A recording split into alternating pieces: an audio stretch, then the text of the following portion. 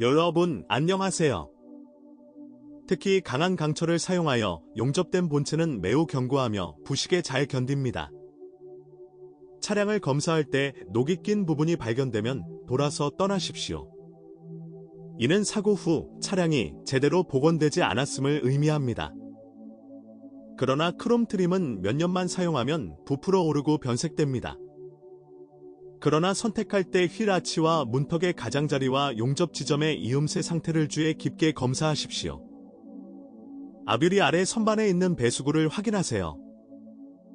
배수구는 매우 좁고 나뭇잎으로 쉽게 막히며 엔진실의 늪은 전기 장비에 부정적인 영향을 미칩니다. 해치의 기능을 꼭 확인하세요. 이것이 E클래스의 약점입니다. 작동 중에는 선루프와 파노라마 지붕을 수리하는데 비용이 많이 들기 때문에 정기적으로 가이드를 청소하고 윤활유를 발라야 합니다. 또한 점화 및 제어 장치의 고장으로 인해 헤드라이트가 땀을 흘리고 크세논 광학 장치가 고장나고 파손되며 추운 날씨에는 헤드라이트 워셔 노즐과 커버가 쉽게 벗겨져 손실됩니다. 객실 내 모든 것이 정상은 아닙니다. 파워 윈도우, 중앙 잠금 장치 및 워셔액 센서에 결함이 있습니다. 열쇠 없는 출입, 실내 온도 조절 및 명령 멀티미디어가 때때로 실패합니다. 예시커 엔진 중 가장 인기 있는 1.8리터 터보사 엔진도 가장 문제가 많은 것으로 나타났습니다. 이미 5만에서 8만 킬로미터에서 타이밍 체인이 늘어납니다. 이 과정에는 일반적으로 특징적인 금속음이 동반되는데 엔진이 예열되면 소리가 더 조용해집니다. 시기적절한 교체에도 많은 비용이 듭니다. 결국 텐셔너와 댐퍼가 있는 체인뿐만 아니라 위상 시프터의 유압 커플링과 일체형으로 장착된 캠축 스프로킷도 변경해야 합니다. 가솔린 V6에도 비슷한 문제가 있습니다. 소결 밸런서 샤프트 기어가 조기에 마모되고 타이밍 체인이 늘어나며 밸브 타이밍이 꺼집니다. 엔진이 문제를 일으키기 시작하고 예열되면서 특유의 금속성 바스락거리는 소리가 나타납니다. 스타일을 변경하면서 체인과 텐셔너의 디자인이 변경되었지만 새 부품은 15만 킬로미터 이상을 견디는 경우가 거의 없습니다.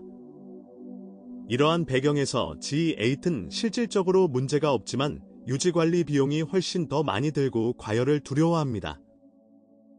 따라서 2에서 3년마다 라디에이터를 청소하고 세척하는 것이 필수입니다.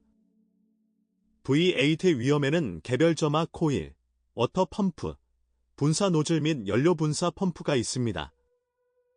2013년 스타일을 변경한 후 엔진에 슈퍼차저를 장착하여 출력을 407마력으로 높이는 동시에 부피를 4.7리터로 줄였습니다. 따라서 커먼 레일 동력 시스템을 갖춘 디젤 엔진은 머세이디즈의 최적인 것으로 간주됩니다. 4초에서는 피에조 분사 인젝터가 처음에 실패했습니다. 2011년에 독일인들은 공급업체를 변경하여 영향을 받는 모든 차량의 결함 부품을 다시 인젝터로 교체했으며 터보 디젤은 이러한 재앙을 제거했습니다. 6만 킬로미터마다 부착 벨트를 교체하는 것을 잊어서는 안 됩니다. 마모되어 후드 아래에서 많은 문제를 일으킬 수 있습니다. 그리고 가장 강력한 디젤 엔진에는 선천성 질환이 거의 없습니다. 고품질 연료로 연료를 보급하고 제때의 오일과 필터를 교체하면 됩니다. 그러나 우리 시장에는 이러한 엔진을 사용하는 예시키가 많지 않습니다. E클래스는 6단 수동, 5단, 7단 자동 변속기, 마지막에 등장한 9단 자동 변속기 등 4개의 변속기를 갖췄다. 역학은 무조건적으로 신뢰할 수 있고 내구성이 있지만 매우 드뭅니다. 5단 5G 트라닉은 2011년까지 4기통 엔진에 장착되었습니다. 상자는 모범적이라고 할 수 없습니다. 포크 변환기에 문제가 있었지만 생산 중에 많은 고유 결함이 수정되었습니다. 그러므로 그녀에게서 어떤 심각한 속임수도 기대할 수 없습니다. 그러나 A17은 눈에 띄게 변덕스러운 것으로 나타났습니다. 밸브 본체와 토크 컨버터가 고장났고 클러치 팩이 조기에 마모되었으며 전자장치와 제어 보드가 오작동하고 배선이 과열되었습니다. 일반적으로 7G 트라닉에서는 온도 균형이 매우 중요합니다. 구단 장치는 2014년 E클래스에 등장했지만 아직 전체 통계를 얻을 시간이 없었습니다. 독일인들은 전임자들의 모든 결점을 고려하여 설계했다고 주장하지만 사륜구동 변속기에 대한 불만은 많지 않다. 전면 및 후면 기어박스가 고장나고 CV 조인트와 구동축이 마모되는 경우가 있습니다. E클래스 서스펜션은 편안함과 내구성으로 유명합니다. 또한 이 세대에서는 이중 레버 디자인 대신 일반적인 머퍼선이 사용됩니다. 이는 더 작고 간단하며 안정적입니다. 그리고 리어 서스펜션이 크게 재설계되었습니다. 이제 확실히 무거운 하중을 견딜 수 있습니다. 대부분의 세시 부품은 문제없이 10만 킬로미터 이상 지속될 수 있습니다. 사실 일반 스프링의 경우에만 해당됩니다. 그러나 절반 이상의 자동차에는 전자 제어식 충격 흡수 장치나 에어 서스펜션이 장착되어 있습니다. 최소한의 롤로 탁월한 매끄러움을 제공할 뿐만 아니라 유지 관리 비용이 높다는 점도 특징입니다. 예를 들어 공합 요소를 신체 위치 센서로 교체하면 5개의 0이 포함된 숫자로 계산됩니다.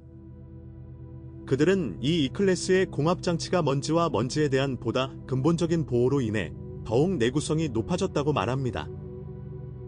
최소 15만 킬로미터 동안 지속됩니다. 스티어링에는 기존 유압 부스터와 전기 부스터가 모두 장착되었습니다. 또한 일반적으로 고급 버전은 문제를 일으키지 않습니다. 그러나 유압 펌프는 매우 빨리 마모됩니다. 수명은 운전 스타일과 타이어 폭에 따라 크게 영향을 받습니다. 렉 자체는 꽤 오랜 시간 지속되며 팁이 있는 막대는 파손되지 않습니다. 전자 장치가 고장납니다. 특정 주행거리가 지나면 전자 잠금 장치가 활성화되어 스티어링 카단이 잠깁니다. 사실 우리 콜러빈즈는 이 양의 3분의 1에 불과한 스티어링 샤프트의 수명을 복원하는 방법을 배웠습니다. 보시다시피 E클래스 디자인의 복잡성으로 인해 문제가 발생합니다.